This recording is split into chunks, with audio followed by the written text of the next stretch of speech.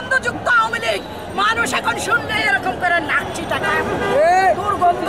এই গন্ধ থেকে দূর করো, এই গন্ধ থেকে দূর করো। হাসিনা মানে হলো দুর্গন্ধ, ম্যান হলো ডাক্তার কথা নাই, লজ্জা শরম নাই যার, আওয়ামী লীগ নাম তার। কেন আন্দোলনের সফল 100% আমরা আন্দোলনে সফল হয়েছি, এবং আমরা আন্দোলনে সফল না হলে কুকুর বিড়াল শেখ হাসিনার ভোট কেন্দ্রে গিয়ে শুয়ে থাকতো না, মানুষই ভোট কেন্দ্রে থাকতো।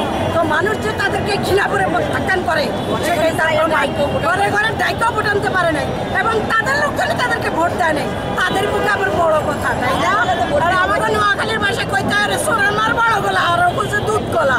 হেতনরা ইজ্ঞানী কইবে, জ্ঞান না কইলে আর হেতনরা থাকতে মানে হেতনকে আনার কোনো পথ নাই, সব পথ বন্ধ।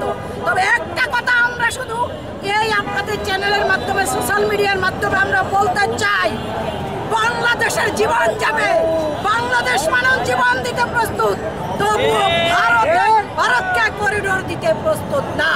বাংলাদেশের বুক চিরে ভারতের ট্রেন যাবে, সেটা জাতীয়তাবাদী দল যতদিন এই পৃথিবীতে বেঁচে আছে তা কোনোদিন সফল হতে দিবে না ইনশাআল্লাহ। আমরা বলতে চাই, ভারতের দালালি করেন, ভারতের দালালি নিয়ে থাকেন। বিএনপিকে আপনাদের মতো পচারিমের সাথে সমান করবেন না, আপনারা তো পচারিমের চেয়েও খারাপ। এত দুর্গন্ধযুক্ত আওয়ামী লীগ মানুষ এখন শুনলে এরকম করে নাকছি টাকা দুর্গন্ধ। এই গন্ধ থেকে দূর করো, এই গন্ধ থেকে দূর করো। হাসিনা মানে হলো দুর্গন্ধ, ম্যান হলো ডাক্তার কথা নাই, লজ্জা শরম নাই যার, আওয়ামী লীগ নাম তার। বিএনপির নেতাদের মুখে বিষ না, বিএনপির নেতাদের মুখে আন্তরিকতা, বিষ তো আওয়ামী লীগের মুখে।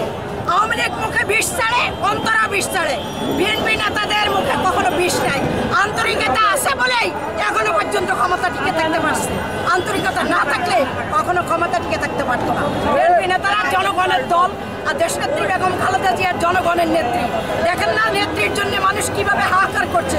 আজকে দেশনেত্রী যদি কারামুক্ত থাকতেন তাহলে শেখ হাসিনা কখনো ক্ষমতায় টিকে থাকতে পারতেন না। সেই জন্যই আমাদের আপসহীন গণতন্ত্রের জননী সাবেক 3 বারের প্রধানমন্ত্রীকে মিথ্যা মামলায় মিথ্যা রায় দিয়ে এখনো তাকে সুচিকিৎসা থেকে বঞ্চিত করে রেখেছেন।